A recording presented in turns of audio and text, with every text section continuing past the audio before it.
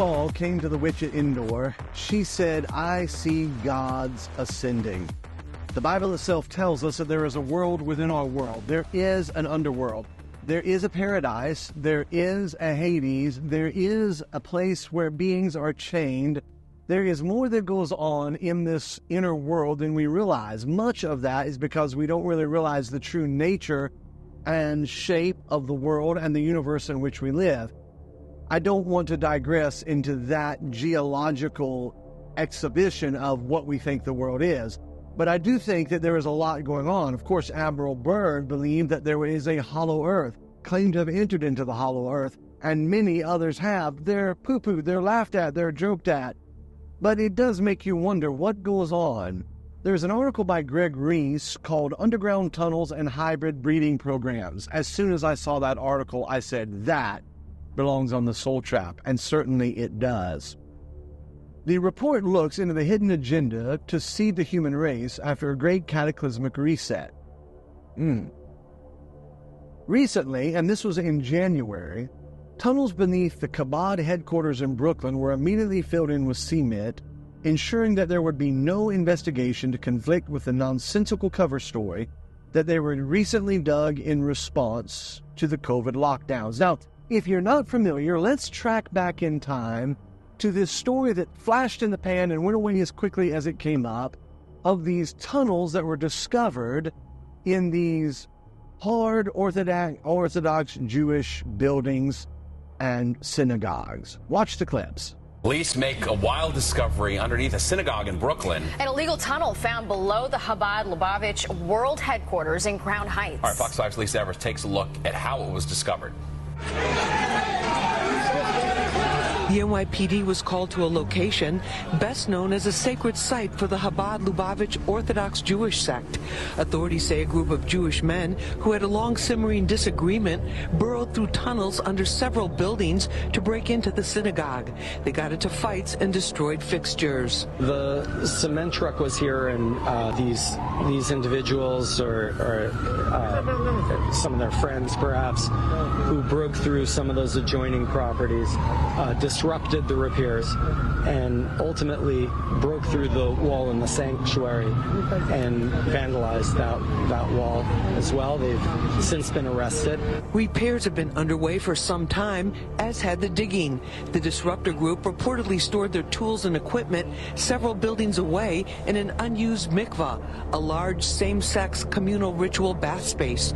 Sources tell Fox 5 that forensic engineers and inspectors are investigating the structural integrity of surrounding buildings to make sure that they're safe. This is obviously very distressing for the Lubavitch community and around the world and Jewish people everywhere. This is a site that's of great importance for Jews all around the world, and we're looking forward to the decorum and sanctity to be restored. Rabbi Yehuda Krinsky, chairman of the Chabad Lubavitch headquarters, said in a statement, the Chabad Lubavitch community is pained by the vandalism of a group of agitators who damaged the synagogue. The NYPD tells us that 12 men were arrested on a variety of felony and misdemeanor charges. A spokesperson for the Department of Buildings says building inspectors and forensic engineers are on the site and that they've opened an ongoing investigation. In Crown Heights, I'm Lisa Evers,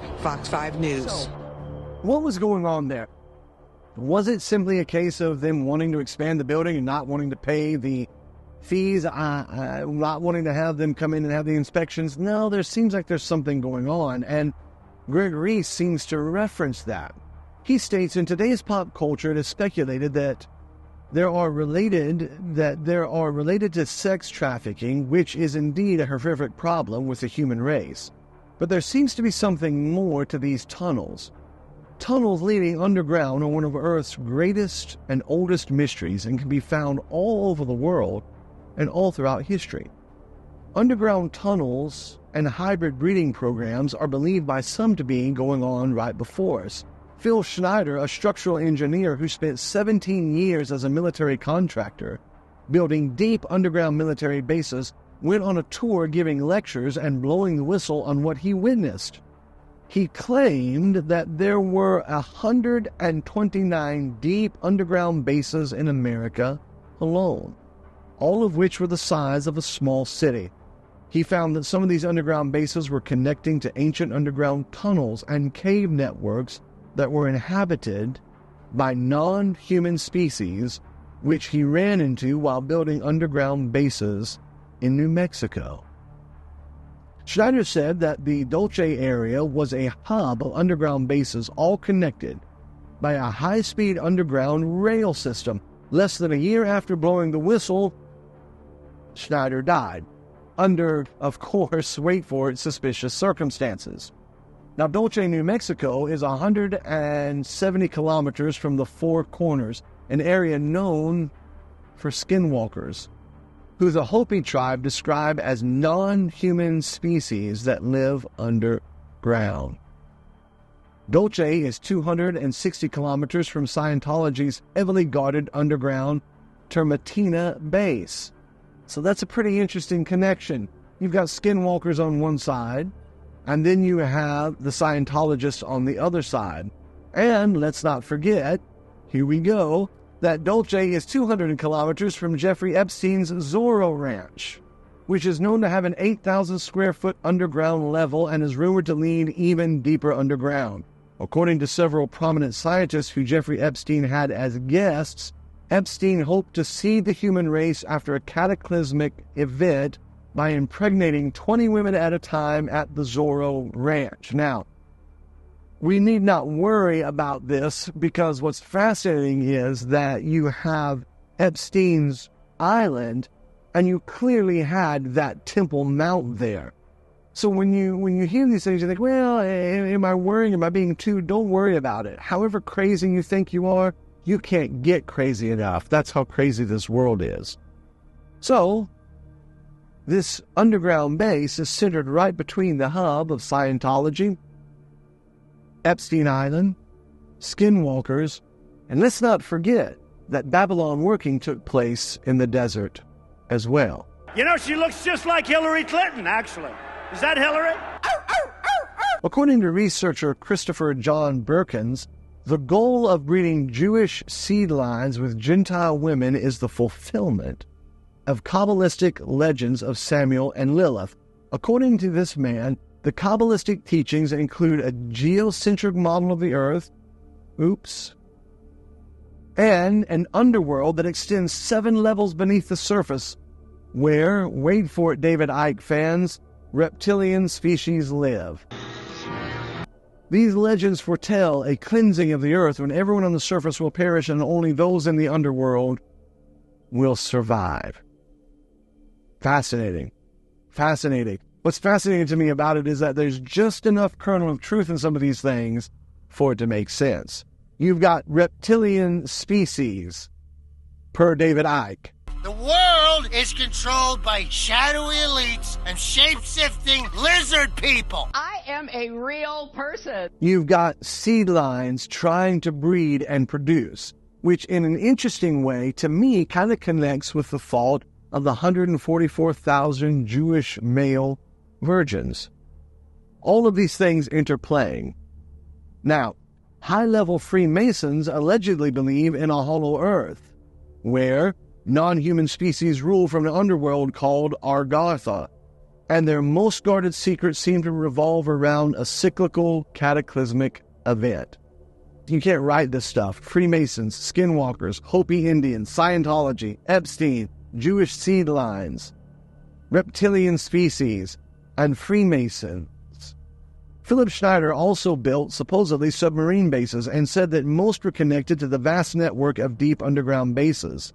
Ghislaine Maxwell had a submarine license. And it led to a lifelong exploration around the ocean that ultimately ended with me becoming a deep worker submersible pilot. On one of my first submarine dives... Yes, you heard that correctly. Talk about connectivity. Ghislaine Maxwell had a submarine license and was known to transport people, you can't write this stuff, was known to transport people to Epstein Island through an underwater submarine port. Yes. U.S. military-built submarine base on St. Thomas Island, which is just 13 kilometers from Epstein Island, And right next to this submarine base is Water Island. Now, Water Island is right next to the submarine base, which is only 13 kilometers from Epstein Island. What would be fascinating is if somehow or another there was some strange, far out, far-reaching, overreaching connection that would connect this Water Island with the military base with Epstein Island. I wonder who owns Water Island. Oh, wait a second. Joe Biden's brother. Come on, man. Owns Water Island, connected to the military base, connected to Epstein Island. How did Joe Biden get elected? The question is, how did he not? In a recent interview, an iconic Juliette Bryant, who was reportedly to be kidnapped by Jeffrey Epstein for 2 years, said that she never witnessed any of the dozens of girls there being trafficked to any men other than Epstein, but she did wake up once paralyzed on a lab table and witnessed Epstein shapeshift into something else. There is an interesting little clip. When I was growing up, I grew up in the days when music was still music, and Taylor Swift was not just rehashing the same nonsense over and over and over, and you didn't have digital voices. But one of the interesting bands that came along was a band by the name of Smashing Pumpkins. Well, the lead singer of Smashing Pumpkins has a very interesting story that he tells about shapeshifting. What happened? Give me a for instance. I want to know. I'm turning red. I'm so embarrassed. No, don't be embarrassed. Come on, share. Why not? We have to discuss these things. Let's just say I was with somebody once and I saw a transformation that I can't explain. The person transformed into something other than human. Yes, I saw it. Were you on drugs? I was not. I was totally sober. Wow. You were talking with. I'm asking you some questions. If you were talking to someone, yes, and you're having a conversation yes, like we are now, yeah, this close, and the person suddenly, not in a hallucination, they said to you, "Look, something's going to happen here. Mm-hmm. I'm going to morph into something else," mm-hmm, and you're like, "This is ridiculous." That's not how it happened. Give me a please. I want to see this. Imagine you're doing something and suddenly you turn around and there's somebody else standing there. A different human. Sorta. It's hard to explain without going into detail. I'd rather not go into details. Okay, but did you say to the person, "What'd you just do here?" That's yes, not you. And they acknowledged it. And what did they say they were? From another planet? They wouldn't explain. Let's go back. Let's track back just a minute. What is happening here? What was going on? Well, there is this ranch, and there is this underground base and network of underground bases. They're connected with Skinwalkers, the Hopi tribe, which disappeared. They're connected with Scientology. Go figure that. They're connected with Epstein and Epstein Island. Then they're connected with the Cabalistic teaching of trying to seed lines with Gentile women and trying to produce this new line of race. Then we get to Julia Bryant, reptilian shapeshifters, and she says that Epstein shapeshifted into something else. Interesting. She actually went on to say, I still want to know why exactly I was taken there, because there's a lot more weird stuff going on. Because, I didn't see any girls getting trafficked to any other men. So something else was going on that they were doing. Now, here's a thought for you to think. What if Epstein Island, what if the low-hanging fruit was simply pedophilia? Young girls being trafficked there. What if that was the cover story, the low-hanging fruit? What if there is, and that was a breeding ground? What if ladies were being taken there?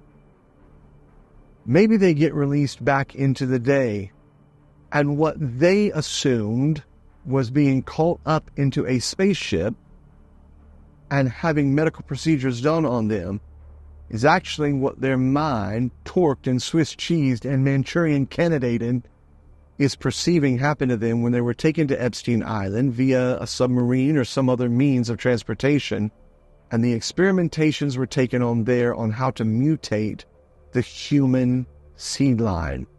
That mutation of the human seed line is not some far-fetched X-Files. That happened in Genesis chapter 6. The sons of God came into the daughters of men and produced a mutant, produced X-Men produced that. You have to wonder if that's what's going on. Julia Bryant said that she woke up one night in a laboratory. The interviewer said, "Really?" She said, "Yes. There are these things I hadn't wanted to talk about because it's frightening, but there are scientists there, and I woke up one night in a laboratory, paralyzed, naked on a table." Doesn't that almost sound like an abduction case to you? I would like to be lie detected on this, you know. There are other weird things that I saw. I saw Epstein shift in front of my eyes. It was very, very frightening, and it's something that I had to explain to myself because I saw him turn into something else. So, what's going on underground? What happened up there in New York? Was it a bunch of crazy Jews digging holes trying to get away from code enforcement? Possibly. Or is there more going on beneath our feet? Are we living in a day and time when we are seeing gods descending and ascending? Not just from outer space, but from Brooklyn.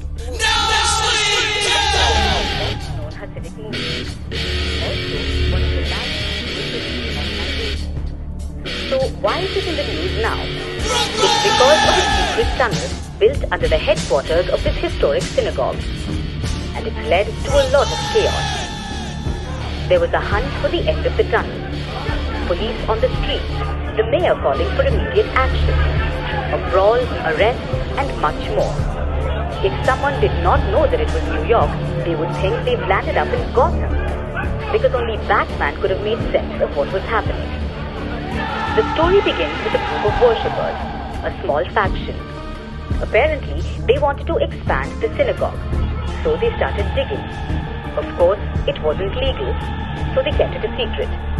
They went from the basement to under the synagogue to an empty space nearby. When the leaders found out, they sent a cement truck to fill up the tunnel. And that's when all hell broke loose.